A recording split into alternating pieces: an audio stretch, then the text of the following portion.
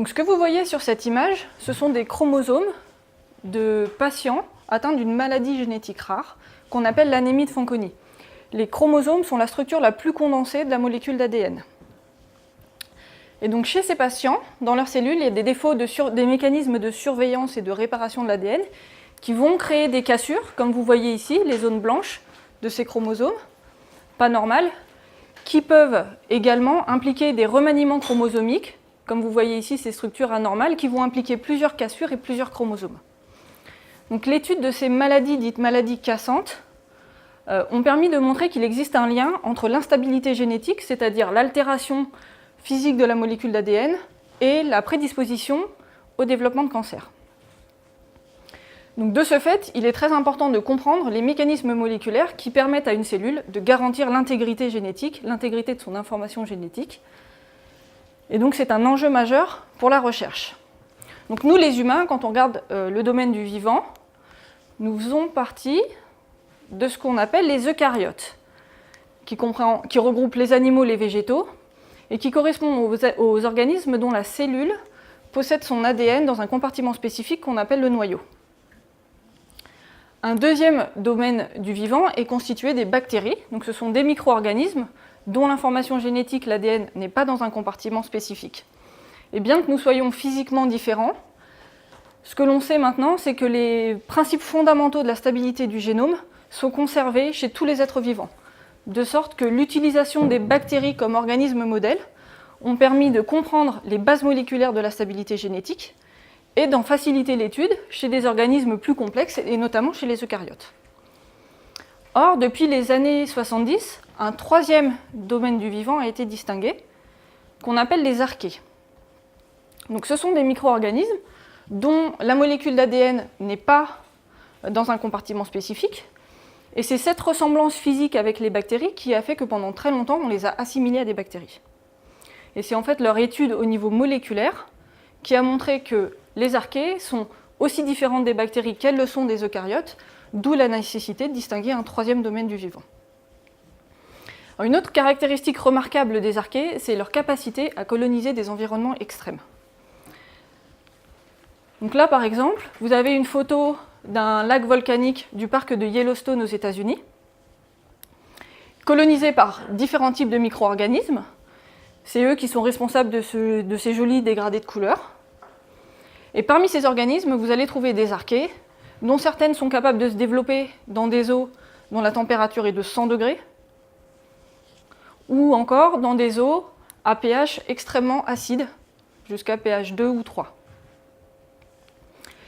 Donc ça en fait cette incroyable adaptation à des environnements extrêmes en font des organismes d'études modèles pertinents et originaux, autant d'un point de vue des biotechnologies que d'un point de vue fondamental pour essayer de comprendre les mécanismes moléculaires qui permettent ces adaptations. Il est quand même important de préciser que les archées, on ne les retrouve pas uniquement dans des environnements extrêmes, on les trouve dans tout un tas d'environnements, on les trouve dans le sol, dans les océans, dans la flore intestinale, on en a même trouvé dans notre nombril. Donc voilà. Alors nous au laboratoire, l'archée avec laquelle on travaille, elle s'appelle Halopherax volcani. Alors contrairement à ce que son nom peut laisser penser, elle n'a pas été isolée d'une source chaude volcanique. Elle doit son nom en fait au microbiologiste qui l'a isolée pour la première fois, qui s'appelle monsieur Benjamin Elazari Volcani. Et en fait, c'est ce qu'on appelle un organisme halophile, c'est-à-dire qu'elle s'est adaptée à de très fortes concentrations en sel. Donc on la retrouve en mer morte ou dans des lacs salés. Comme vous pouvez le voir, elle forme des colonies qui sont très rouges, la cellule est très rouge, comme c'est le cas de beaucoup de micro-organismes qui se sont adaptés à ce type d'environnement, et c'est eux qui sont responsables de cette couleur rouge des lacs salés. Alors pour l'anecdote, c'est aussi eux qui sont responsables de la couleur des flamants roses. Parce qu'en fait, les flamants roses se nourrissent d'une crevette qui est elle-même rose, parce qu'elle se nourrit de micro-organismes qui sont très pigmentés comme ça. En fait, en l'absence de ces micro-organismes, les flamants seraient en fait gris. Alors maintenant, si on en revient au problème de stabilité du génome, j'espère vous avoir convaincu que par la similitude des protéines impliquées dans la stabilité du génome chez les archées et chez nous, ça en fait des modèles d'études pertinents, que de par leur incroyable capacité à s'adapter à des environnements extrêmes, c'est aussi des modèles d'études originaux et très intéressants. Et nous, au laboratoire, on a choisi de s'intéresser à Allopherax volcani parce que, elle est facilement manipulable en laboratoire, et surtout parce qu'on possède un certain nombre d'outils génétiques qui vont nous permettre de comprendre comment les protéines fonctionnent à l'intérieur de la cellule. Donc la première protéine à laquelle on s'est intéressé, elle s'appelle F. Elle possède deux activités enzymatiques différentes. Elle possède une activité hélicase d'ouverture de l'ADN et une activité nucléase de coupure de l'ADN. Cette protéine, on la retrouve chez toutes les archées et on la retrouve également chez les eucaryotes et notamment chez nous. Nous, on en possède plusieurs versions et certaines de ces versions, lorsqu'elles sont mutées, peuvent conduire à des maladies génétiques avec prédisposition au développement de cancer. Donc on pouvait s'attendre à ce que cette protéine chez les archées ait effectivement un rôle clé dans la stabilité du génome. Donc on a réalisé tout d'abord des études génétiques, et ce que nous ont montré ces études génétiques, elles nous ont permis de proposer un modèle selon lequel F serait impliqué dans les arrêts de réplication pour permettre leur redémarrage. Donc la réplication, c'est le processus par lequel une cellule en croissance va pouvoir dupliquer son matériel génétique pour le transmettre aux cellules filles. Donc si vous avez des arrêts de réplication, il faut absolument pouvoir les redémarrer pour pouvoir finir de dupliquer correctement votre matériel génétique. Or, il s'avère que chez les archées, donc, il y aurait la voie F et il y aurait une autre voie alternative qui impliquerait une autre nucléase qui s'appelle la JC. De sorte que nous, ce qu'on observait, c'est qu'en l'absence de F dans la cellule, il n'y avait aucun défaut de la cellule, parce que cette voie alternative HJC est active. Réciproquement, en absence de HJC, la voie F étant active, on n'a pas de défaut cellulaire. Et par contre, en absence des deux protéines en même temps, les arrêts de réplication vont être létaux et vont conduire à la mort cellulaire. Maintenant, pour aller plus loin et comprendre moléculairement ces observations, il nous fallait nous tourner vers d'autres techniques. Et c'est là que nous nous sommes tournés vers la microscopie de fluorescence en collaboration avec nos collègues microscopistes du laboratoire. Et pour visualiser notre protéine dans la cellule, grâce à notre expertise en biologie moléculaire et en génétique, nous avons fusionné notre protéine à une protéine assez incroyable qui s'appelle la protéine verte fluorescente, la GFP, et qui est intrinsèquement fluorescente. C'est une protéine qui a été isolée chez la méduse.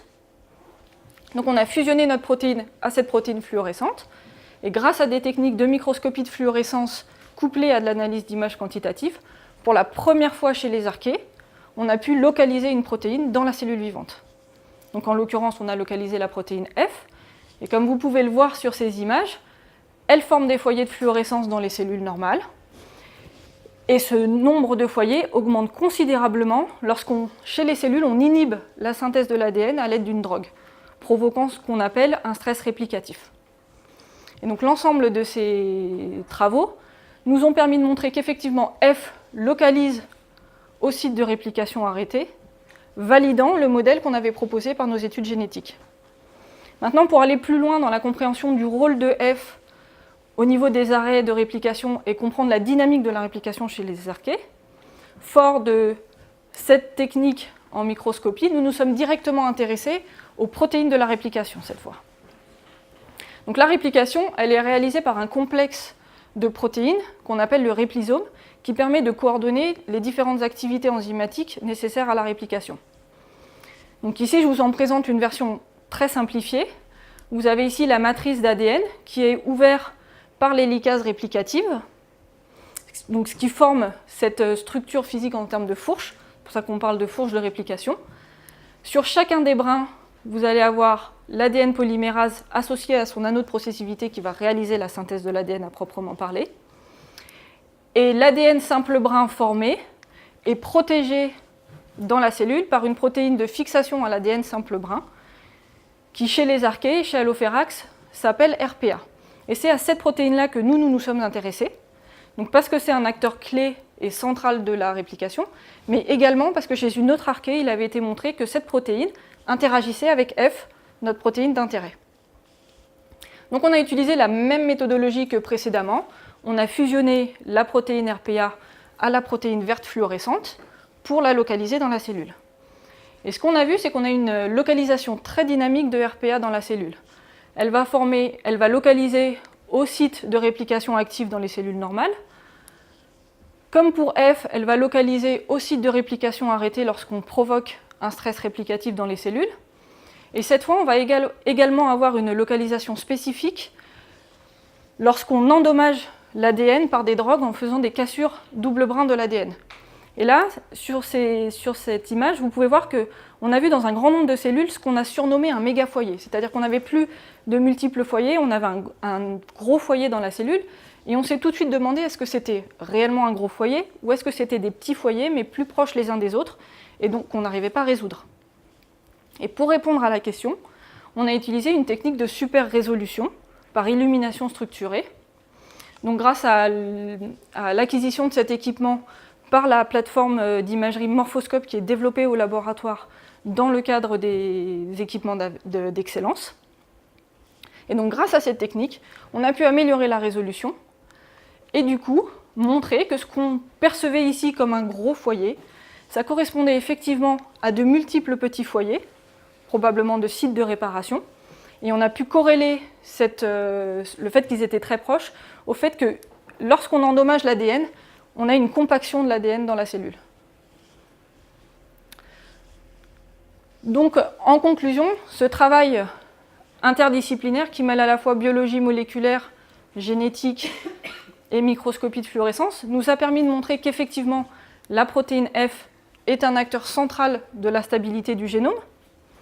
Nous a également permis de développer des outils puissants qui maintenant vont nous permettre d'aller plus loin dans la compréhension de la dynamique de la réplication et de la stabilité chez les archées. Donc maintenant, nous souhaiterions mieux comprendre comment F est recrutée aux fourches de réplication arrêtées et qu'est-ce qu'elle y fait moléculairement parlant. Donc, une des outils dont nous aurions besoin, c'est d'être capable de localiser à la fois la protéine RPA et la protéine F dans une même cellule. Donc pour cela, il nous faudrait deux protéines fluorescentes de couleurs différentes, par exemple du vert et du jaune, ce qui représente un défi technologique pour nous du fait de la forte salinité de la cellule d'Allopherax. Donc nous sommes en train de développer ces outils.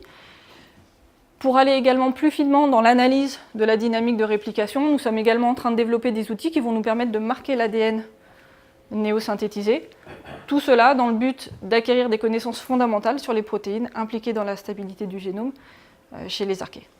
Donc enfin, je voudrais terminer en remerciant toutes les personnes impliquées dans ce travail d'équipe, ainsi que plus généralement mes collègues au laboratoire d'optique et biosciences. Et je vous remercie pour votre attention.